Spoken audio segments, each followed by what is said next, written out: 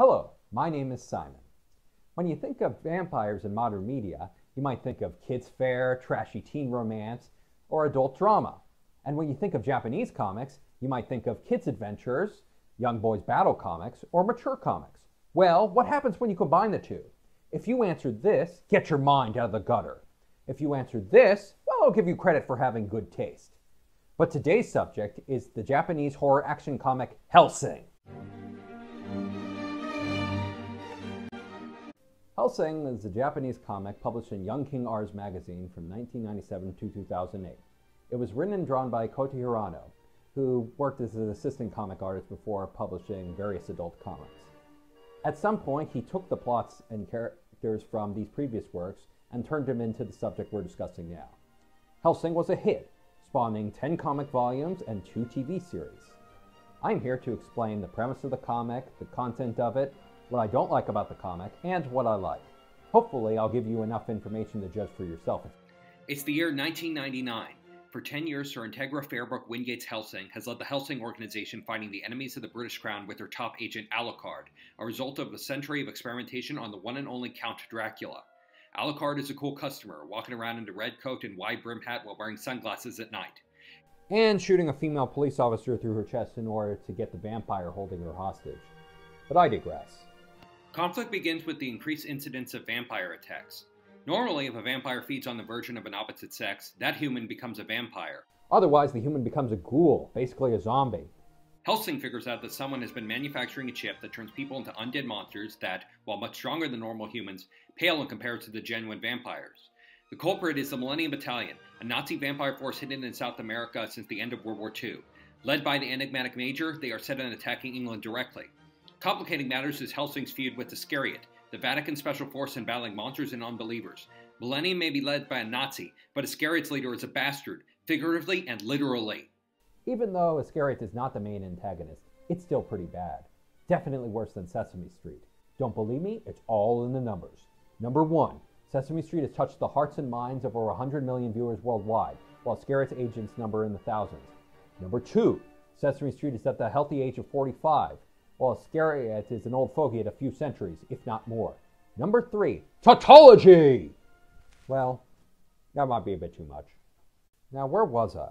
Ah, yes, the presentation. Sit back, get a snack, and grab a drink. This is where the fun starts. Keep your fingers off the trigger if you can.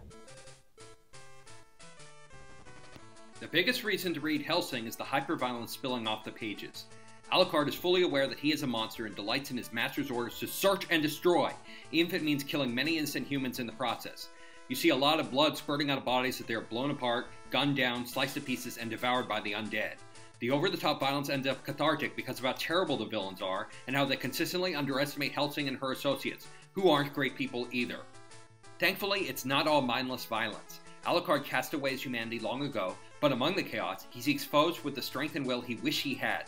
It's genuinely dramatic how Alucard deals with his camaraderie with the Hellsing family butler Walter Dornez and the rivalry with main Iscariot agent Alexander Anderson. It's also intriguing to watch the Major claim that all is going according to plan even as Millennium is being destroyed. You wonder if he's just that out of his mind or if he just wants to watch the world burn. Add references to the Ripley Scroll, German opera, and Frank Herbert's Dune, and you have some intellectual challenge to balance with the barrage of violence. Here's the rub. Hirano's art isn't that great in the beginning.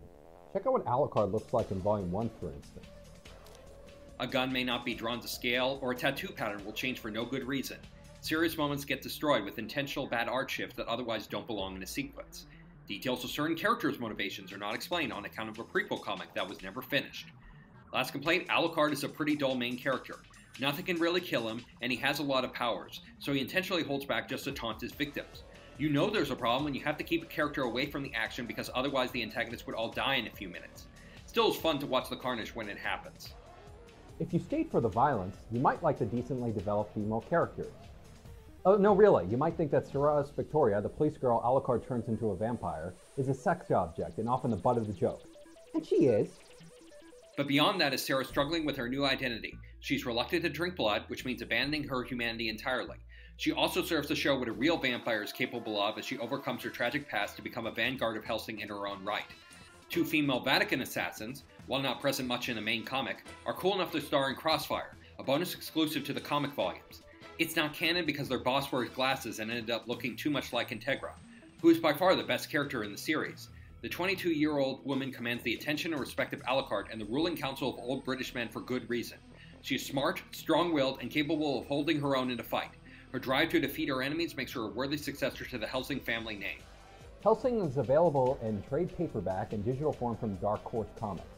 Get it if you want to read Hirono's hyper-violent Dracula fanfiction interspersed with strange Japanese humor. For more over-the-top violence combined with pensive moments, check out Black Lagoon. And if you really don't like Japanese comics, then try reading Hellboy. My name is Simon, warning you to never let another man choose your weapon.